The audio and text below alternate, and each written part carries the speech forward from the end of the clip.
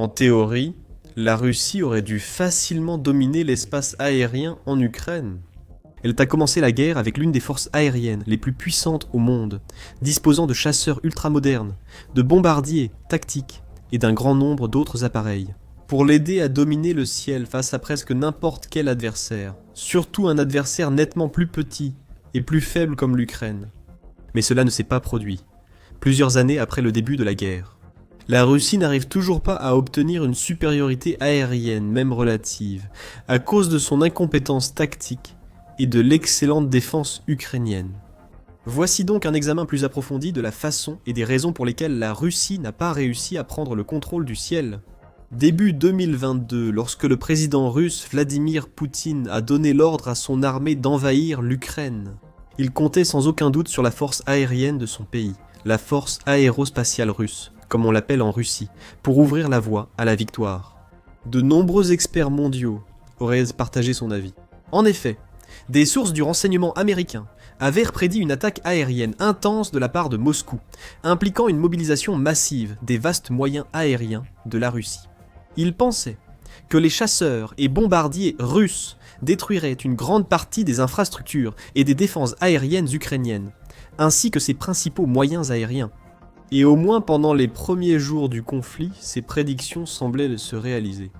Lors de la première semaine de guerre, la Russie a tiré plus de 200 missiles balistiques à courte portée sur l'Ukraine. Ces avions de combat ont mené environ 140 sorties quotidiennes frappant plus de 100 cibles de défense aérienne ukrainienne en seulement 3 jours. À l'époque, personne ne s'attendait à ce que la guerre dure plusieurs années. Beaucoup s'attendaient à une victoire rapide et écrasante de la machine de guerre du Kremlin. Il semblait que les pilotes et équipages des forces aérospatiales russes franchissaient facilement les lignes de défense de Kiev. La Russie a rapidement obtenu la supériorité aérienne à plusieurs endroits clés, avec certaines de ses sorties s'étendant sur plus de 180 miles, soit 300 km, à l'intérieur du territoire ukrainien. Elle a même réussi à mener un assaut aérien de 34 hélicoptères sur l'aéroport de Hostomel, en périphérie de la capitale ukrainienne, Kiev. Puis tout a commencé à se dégrader. Pour une raison étrange, la Russie n'a pas capitalisé sur ses succès initiaux. Elle n'a pas réussi à étendre ni à maintenir sa supériorité aérienne. Tout à coup, l'Ukraine a riposté. Elle ne disposait pas de défense aérienne de classe mondiale à l'époque, mais cela ne semblait pas nécessaire. Comme des rapports officiels ont confirmé que plusieurs avions de combat russes, pilotés, étaient endommagés et détruits par des systèmes de défense aérienne au sol G, B, AD. Pendant ce temps, l'Ukraine a également réussi à lancer ses propres attaques aériennes, utilisant des drones turcs Bayraktar, deux relativement simples et lents pour frapper les forces terrestres. La Russie aurait dû être capable de détecter et de détruire assez facilement ces drones, mais elle ne l'a pas fait. Et le monde a commencé à se demander pourquoi. Des articles ont commencé à apparaître dans les médias occidentaux, avec des titres comme « L'étrange affaire de la disparition de l'armée de l'air russe » et « Que s'est-il passé avec l'armée de l'air russe ?» Des analystes s'interrogeant ouvertement sur la façon dont un pays censé dominer l'espace aérien peinait soudain à contrôler même les plus petites poches d'espace.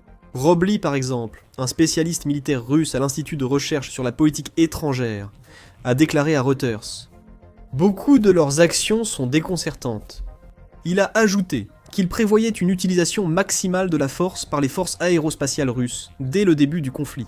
Chaque jour qui passe, le coût et le risque augmentent, et ils ne le font pas, et c'est vraiment difficile à expliquer pour une raison réaliste. Un responsable de la défense américaine a estimé que la Russie semblait hésiter à engager beaucoup de ressources aériennes. Ils ne sont pas toujours prêts à risquer leurs avions et pilotes. D'autres, comme le général 3 étoiles à la retraite de l'États-Unis Air Force, David Deptula, estimaient que la force aérienne russe n'était tout simplement pas aussi puissante qu'on le disait. Les Russes découvrent que coordonner des opérations multidomaines n'est pas facile, et qu'ils ne sont pas aussi compétents qu'ils le pensaient. Ce n'est que maintenant, des années plus tard, que nous comprenons vraiment pourquoi la Russie a autant échoué dans ce domaine. Et ce n'est pas seulement dû à une seule raison ou un seul facteur. Au contraire, cela résulte d'une combinaison de plusieurs éléments réunis. Une tempête parfaite de problèmes, de la mauvaise gestion aux décisions stratégiques à courte vue, a mené à un effondrement total, ou quelle que soit la supériorité aérienne que la Russie aurait pu prétendre avoir autrefois. Passons en revue chacun de ces problèmes un par un. Tout d'abord, il est important de se rappeler qu'au début de la guerre, beaucoup de gens prédisaient qu'elle serait terminée en quelques semaines, voire en quelques jours. La Russie était la puissance la plus forte, riche et expérimentée, avec de meilleures ressources, une formation supérieure et un net avantage en main-d'œuvre sur son adversaire.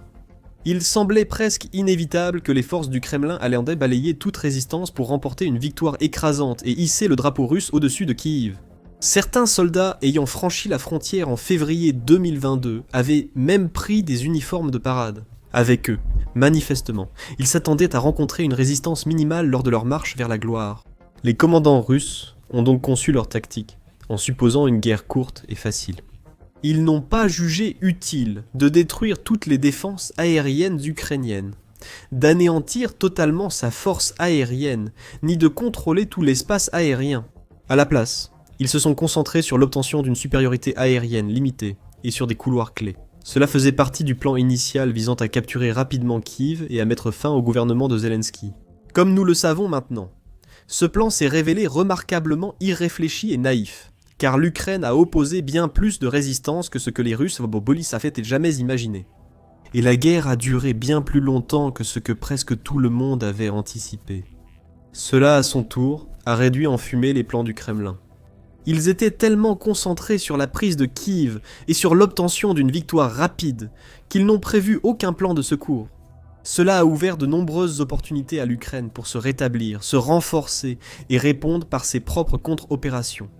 Les forces armées ukrainiennes ont saisi ces opportunités à bras-le-corps, éliminant les moyens aériens russes les uns après les autres et menant leurs propres attaques de précision contre des cibles terrestres clés, repoussant la machine de guerre du Kremlin assez longtemps pour renforcer ses défenses. Maintenant, l'une des raisons derrière les tactiques quelque peu myopes de la Russie pourrait être le fait que le pays n'a tout simplement pas beaucoup d'expérience en matière d'opérations de supériorité aérienne. Surtout lorsqu'on la compare à de nombreuses autres grandes forces militaires dans le monde, comme les États-Unis, par exemple. Lors de nombreux conflits historiques, les États-Unis ont d'abord compté sur leurs forces aériennes pour dominer le ciel.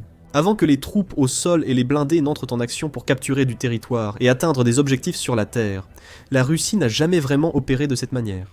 Elle a certes consacré beaucoup de temps, d'argent et de ressources à la construction d'une force aérienne puissante, mais n'a jamais ressenti le besoin de trop s'y fier. Dans les conflits passés, par exemple, les forces aérospatiales russes se voyaient confier des missions assez spécifiques. Elle passait le plus clair de son temps à établir des défenses aériennes ou à effectuer des missions d'appui rapprochées pour soutenir les troupes et chars au sol. Elle n'a presque jamais dû contrôler de vastes espaces aériens ennemis et n'a jamais affronté un pays doté de systèmes de défense aérienne aussi modernes et sophistiqués que l'Ukraine. Même déployés en Syrie, les pilotes russes n'étaient pas chargés de perturber ou détruire un vaste réseau de défense aérienne en couches. Il se peut qu'au début de la guerre avec l'Ukraine, les commandants russes n'aient pas été assez confiants pour mener une campagne de supériorité aérienne comme les États-Unis. Au lieu de cela, ils sont restés fidèles à la stratégie éprouvée du pays. Ils ont surtout utilisé leurs nombreux chars, blindés et systèmes d'artillerie pour bombarder les défenses ennemies, comptant sur leur tactique de force brute pour remporter la victoire. Et à cause de cette stratégie, les commandants russes au sol qui avaient besoin d'un soutien aérien étaient simplement autorisés à rediriger les moyens de l'armée de l'air pour les assister. Des chasseurs et bombardiers auraient pu, voire dû, se concentrer sur la destruction des défenses aériennes ukrainiennes. Et les moyens aériens étaient plutôt repositionnés le long des lignes de front pour aider les forces terrestres russes. Même en Russie, cet échec stratégique a été critiqué, surtout quand les rapports ont mentionné que les défenses aériennes ukrainiennes abattaient régulièrement des bombardiers et d'autres appareils des forces aérospatiales russes. Les échecs tactiques du Kremlin se sont également étendus à son utilisation inefficace des opérations spéciales. Alors que d'autres armées auraient démobilisé leurs forces spéciales pour obtenir la supériorité aérienne, la Russie a surtout concentré ses ressources sur les systèmes de commandement et de contrôle ukrainiens. Tout cela était encore lié à l'objectif évoqué plus tôt, forcer l'Ukraine à capituler et renverser le gouvernement de Zelensky. Ainsi, Une grande partie de la campagne russe, surtout au premier stade de la guerre, a consisté en des opérations d'information menées contre les chefs militaires ukrainiens, les commandants de première ligne et d'autres communautés, comme des cyberattaques contre les communications de l'État, ainsi que des tentatives d'assassinat de figures clés du groupe dirigeant ukrainien. Il y avait une certaine logique dans ce plan. Et si la Russie avait réussi, par exemple, à assassiner Volodymyr Zelensky ou d'autres figures importantes menant les efforts de défense de l'Ukraine, le pays aurait très bien pu s'effondrer sous la pression. Parallèlement, de nombreux experts militaires mondiaux estiment que ces tactiques étaient une utilisation inefficace, voire gaspillée, des ressources russes, comme l'ont déclaré Kendall Ward et Alexandre Palmer dans un rapport approfondi pour le Centre d'études stratégiques et internationales. Même si l'assassinat de dirigeants ukrainiens aurait pu entraîner la chute de l'armée, il reste très difficile de prévoir l'impact psychologique de nouvelles informations sur l'adversaire. En revanche, éliminer tout un échelon de la hiérarchie militaire et supprimer des nœuds critiques de ses défenses peut être supposé de manière plus fiable, pour réellement impacter la capacité opérationnelle de l'organisation. La Russie aurait profité d'efforts similaires, permettant le renseignement, la préparation et des opérations avancées en Ukraine, pour se concentrer sur des actions destructrices, visant la supériorité aérienne. Pour le dire plus simplement, la Russie aurait probablement eu tout intérêt à s'efforcer de neutraliser les défenses aériennes ukrainiennes dans tout le pays, au lieu de s'inquiéter des cyberattaques et des complots déjoués, ce qui n'a finalement rien donné.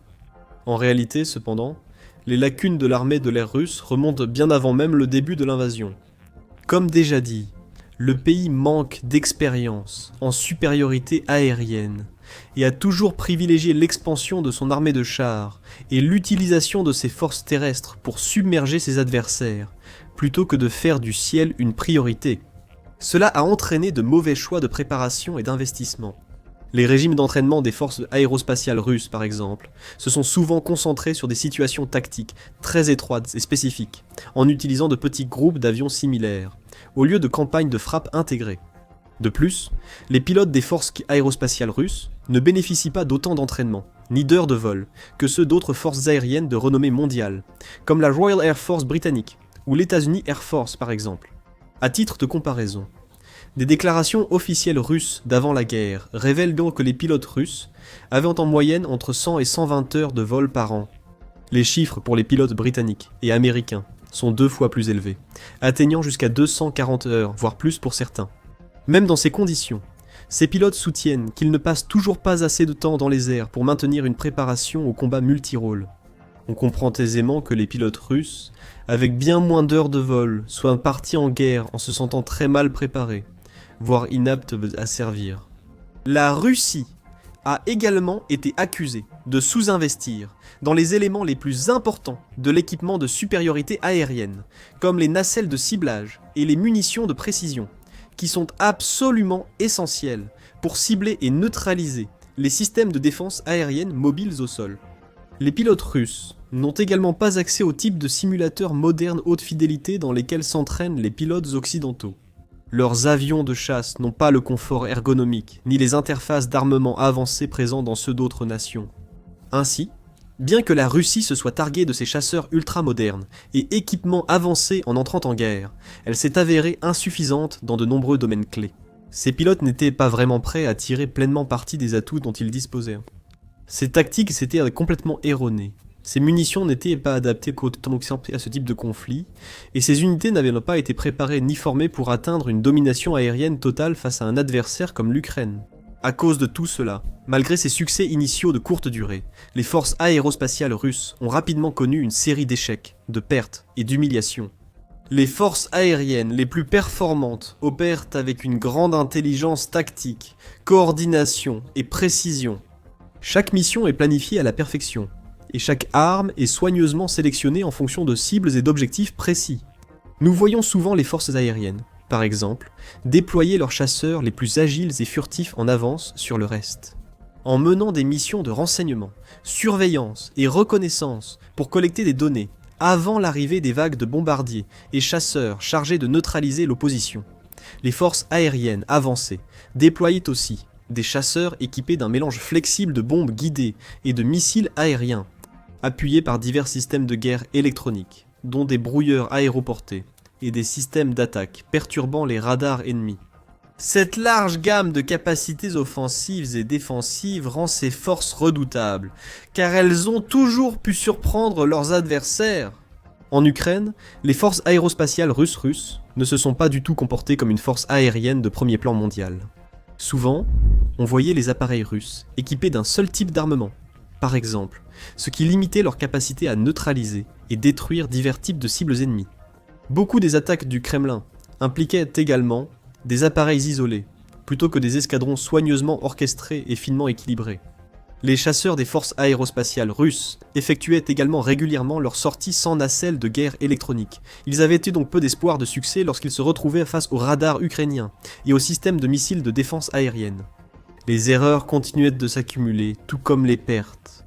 Ce n'étaient pas seulement les missiles ukrainiens et d'autres armes qui abattaient les avions et jets russes. Il y a également eu de nombreux cas documentés de fratricides involontaires parmi les forces du Kremlin, avec de nombreux pilotes russes abattus par les propres défenses aériennes de leur pays, en raison d'un mélange de mauvaise configuration et de mauvaise communication.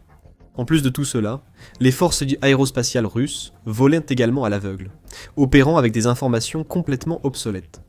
Avant la guerre, la Russie avait établi des réseaux de renseignement en Ukraine, recevant fréquemment des informations de ses agents sur les sites de défense aérienne ukrainiens et d'autres actifs clés. Lorsque l'invasion a débuté, elle a utilisé ces données pour orienter sa première vague d'assauts aériens, visant à détruire de nombreuses stations radars, systèmes de missiles solaires et postes de commandement en une seule attaque brutale. Un problème subsistait. Les données russes étaient pour Martin obsolètes, l'Ukraine ayant déjà déplacé de nombreux systèmes mobiles de défense aérienne, stocks de munitions et moyens de l'armée de l'air. Ainsi, bien que la Russie ait touché plus de 75% des sites de défense aérienne ukrainiens dès les premiers jours de l'invasion, l'impact de ces frappes a été bien inférieur aux attentes du Kremlin. Au fil des jours et des semaines, les problèmes d'information de la Russie ont persisté. Ses commandants élaboraient un nouveau ciblage chaque jour, mais cela restait trop lent pour neutraliser efficacement les systèmes très mobiles de l'Ukraine. Dès que les forces de Kiev avaient le moindre soupçon d'une attaque imminente, elles déplaçaient simplement leurs équipements ailleurs. Et comme la Russie utilisait souvent des appareils individuels plutôt que des escadrons structurés ou des vagues de chasseurs, l'Ukraine avait largement le temps d'effectuer ses déplacements et de garder une grande partie de ses défenses en sécurité et intactes pendant de longues périodes. Mais peut-être que la plus grande erreur de la Russie se résume à un concept simple: sous-estimer son ennemi. Nous avons déjà parlé de l'arrogance incroyable du pays. Les dirigeants de l'armée russe pensaient remporter une victoire facile. Ils pensaient que leurs forces écraseraient facilement les maigres défenses que l'Ukraine pourrait mettre en place. Et ils s'attendaient à défiler dans les rues de Kiev en un rien de temps. Il est tout à fait naturel que cette même arrogance mal placée s'étende également à la force aérienne du pays. Les commandants pensaient sans doute qu'ils n'avaient pas à trop s'efforcer pour remporter une victoire écrasante. Ils ne pensaient pas que les défenses aériennes ukrainiennes seraient assez fortes pour les stopper. Mais ils avaient tort. L'Ukraine a surpris la Russie et le monde, contredisant les prédictions de sa disparition et défiant sans cesse les probabilités. Elle s'est dressée face à une adversité presque écrasante, et a riposté contre un adversaire bien plus grand, et théoriquement plus fort. Et elle l'a fait aussi bien sur le terrain que dans les airs. Donc, même si la Russie disposait de chasseurs plus sophistiqués, les pilotes ukrainiens se sont tout de même révélés à la hauteur, grâce à leurs compétences, leur entraînement et leur détermination à défendre leur patrie. Et même si la Russie disposait d'énormes stocks de bombes planantes et de missiles balistiques, ainsi que d'une armée de drones qui n'a cessé de croître en taille et en létalité, au fur et à mesure que la guerre a progressé, les défenses aériennes de l'Ukraine ont réussi à contrecarrer à plusieurs reprises les offensives aériennes du Kremlin. Kiev a aussi reçu un soutien immense et inédit de ses alliés occidentaux, dont les États-Unis et plusieurs grandes puissances européennes, tout en trouvant également, d'une manière ou d'une autre, le temps, les ressources et l'énergie pour renforcer son industrie de défense nationale. Elle a reçu des missiles intercepteurs puissants et des batteries de défense aérienne de l'OTAN, tout en développant aussi de nombreuses innovations et avancées de son côté, incluant la guerre électronique, des murs de brouillage pour perturber les communications ennemies, des drones maritimes pour neutraliser les aéronefs ennemis, et bien plus. Elle est devenue l'une des grandes superpuissances militaires du monde, donnant l'exemple en matière de guerre grâce à sa capacité presque miraculeuse à se défendre et à frapper son ennemi, là où ça fait le plus mal. Grâce à l'adaptabilité et à l'endurance de l'Ukraine, la Russie n'a pas, et n'aura sans doute jamais, la supériorité aérienne dans cette guerre. Ce qui rend également les perspectives de victoire du pays incroyablement minces. Maintenant, découvrez comment l'Ukraine s'est révélée plus qu'à la hauteur de la Russie dans les airs dans cette vidéo, qui analyse comment les forces aériennes de Kiev ont intelligemment exploité d'anciennes technologies pour prendre un avantage décisif sur leurs ennemis. Sinon, regardez cette vidéo pour découvrir de plus près comment les pilotes de chasse F-16 ukrainiens ont réussi à surpasser et à dominer leurs homologues russes. Et enfin, n'oubliez pas de vous abonner à notre chaîne pour rester informé, à jour et conscient de ce qui se passe réellement.